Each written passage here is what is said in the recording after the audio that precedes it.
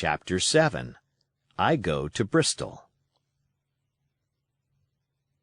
It was longer than the squire imagined ere we were ready for the sea, and none of our first plans, not even Dr. Livesey's, of keeping me beside him, could be carried out as we intended. The doctor had to go to London for a physician to take charge of his practice. The squire was hard at work at Bristol, and I lived on at the Hall under the charge of old Redruth, the gamekeeper, almost a prisoner, but full of sea dreams and the most charming anticipations of strange islands and adventures. I brooded by the hour together over the map, all the details of which I well remembered. Sitting by the fire in the housekeeper's room, I approached that island in my fancy from every possible direction. I explored every acre of its surface. I climbed 1,000 times to that tall hill they call the Spyglass, and from the top enjoyed the most wonderful and changing prospects. Sometimes the isle was thick with savages, with whom we fought, sometimes full of dangerous animals that hunted us.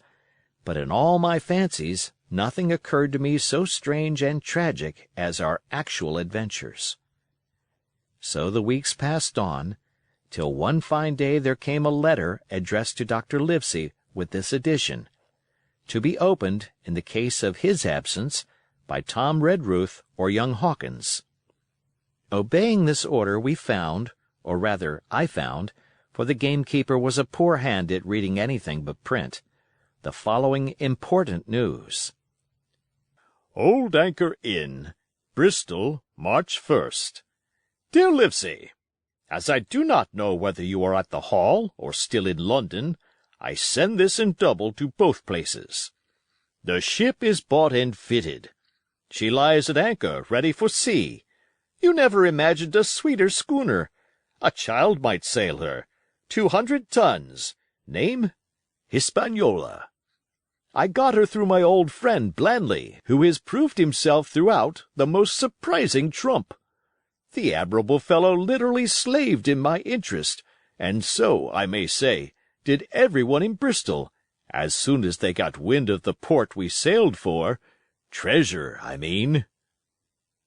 Redruth, said I, interrupting the letter, Dr. Livesey will not like that. The squire has been talking after all. Well, who's a better right? Growled the gamekeeper. A pretty rum go if Squire ain't to talk for Dr. Livesey, I should think. At that, I gave up all attempts at commentary and read straight on. Blandly himself found the Hispaniola, and by the most admirable management got her for the merest trifle. There is a class of men in Bristol monstrously prejudiced against Blandly. They go the length of declaring that this honest creature would do anything for money, that the Hispaniola belonged to him, and that he sold it me absurdly high, the most transparent calumnies. None of them dare, however, to deny the merits of the ship. So far there was not a hitch. The workpeople, to be sure, riggers and what not, were most annoyingly slow, but time cured that. It was the crew that troubled me. I wished a round score of men, in case of natives, buccaneers, or the odious French, and I had the worry of the deuce itself to find so much as half a dozen, till the most remarkable stroke of fortune brought me the very man that I required. I was standing on the dock, when, by the merest accident, I fell in talk with him. I found he was an old sailor, kept a public-house, knew all the seafaring men in Bristol, had lost his health ashore, and wanted a good berth as cook to get to sea again. He had hobbled down there that morning, he said, to get a smell of the salt. I was monstrously touched. So would you have been, and out of pure pity I engaged him on the spot to be ship's cook. Long John Silver he is called, and has lost a leg, but that I regarded as a recommendation, since he lost it in his country's service under the immortal Hawke. He has no pension, Livesey. Imagine the abominable age we live in. Well, sir, I thought I had only found a cook, but it was a crew I had discovered. Between Silver and myself we got together in a few days a company of the toughest old salts imaginable. Not pretty to look at, but fellows, by their faces, of the most indomitable spirit. I declare we could fight a frigate. Long John even got rid of 2 out of the 6 or 7 I had already engaged. He showed me in a moment that they were just the sort of freshwater swabs we had to fear in an adventure of importance. I am in the most magnificent health and spirits, eating like a bull, sleeping like a tree. Yet I shall not enjoy a moment till I hear my old tarpaulins tramping round the capstan. Seaward, ho! Hang the treasure! It's the glory of the sea that has turned my head. So now, Livesey, come post. Do not lose an hour, if you respect me. Let young Hawkins go at once to see his mother, with Redruth for a guard, and then both come full speed to Bristol. John Trelawney. Postscript. I did not tell you that Blandley, who, by the way, is to send a consort after us if we don't turn up by the end of August, had found an admirable fellow for sailing-master, a stiff man, which I regret, but in all other respects a treasure. Long John Silver unearthed a very competent man for a mate, a man named Arrow. I have a boatswain who pipes, Livesey, so things shall go man-o'-war fashion on board the good ship Hispaniola. I forgot to tell you that Silver is a man of substance. I know of my own knowledge that he has a banker's account, which has never been overdrawn. He leaves his wife to manage the inn, and as she is a woman of color, a pair of old bachelors like you and I may be excused for guessing that it is the wife, quite as much as the health, that sends him back to roving. J.T. P.P.S. Hawkins may stay one night with his mother. J.T. You can fancy the excitement into which that letter put me. I was half beside myself with glee, and if ever I despised a man, it was old Tom Redruth, who could do nothing but grumble and lament. Any of the under gamekeepers would gladly have changed places with him, but such was not the squire's pleasure, and the squire's pleasure was like law among them all. Nobody but old Redruth would have dared so much as even to grumble. The next morning he and I set out on foot for the Admiral Benbow, and there I found my mother in good health and spirits. The captain, who had so long been a cause of so much discomfort, was gone where the wicked cease from troubling.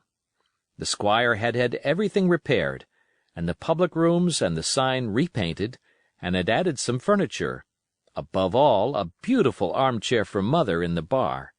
He had found her a boy as an apprentice also, so that she should not want help while I was gone. It was on seeing that boy that I understood for the first time my situation.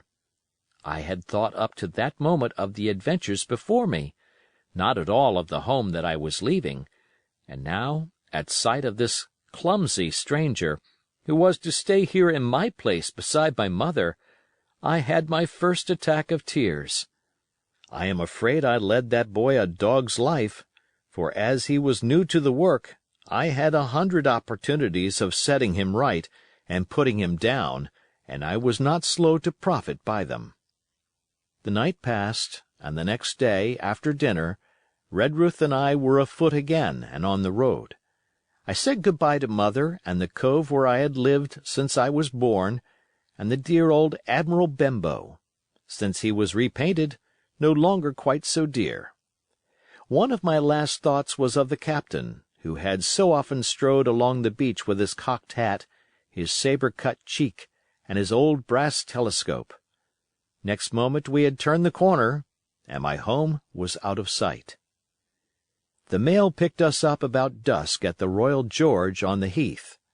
I was wedged in between Redruth and a stout old gentleman, and in spite of the swift motion and the cold night air, I must have dozed a great deal from the very first, and then slept like a log up hill and down dale through stage after stage, for when I was awakened at last it was by a punch in the ribs, and I opened my eyes to find that we were standing still before a large building in the city street, and that the day had already broken a long time.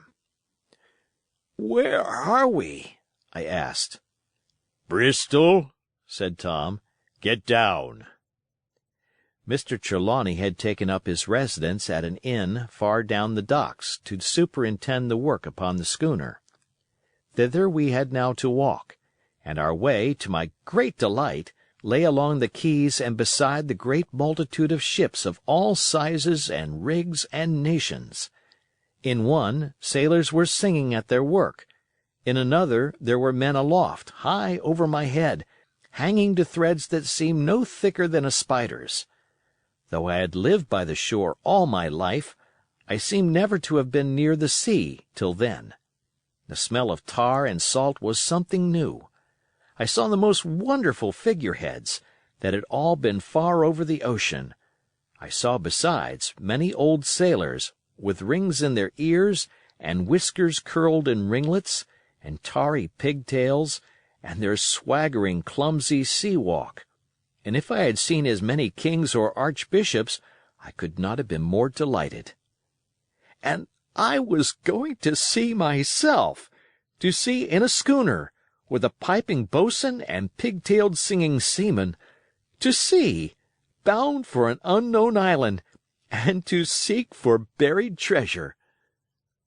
While I was still in this delightful dream, we came suddenly in front of a large inn and met Squire Trelawney, all dressed out like a sea officer, in stout blue cloth, coming out of the door with a smile on his face and a capital imitation of a sailor's walk.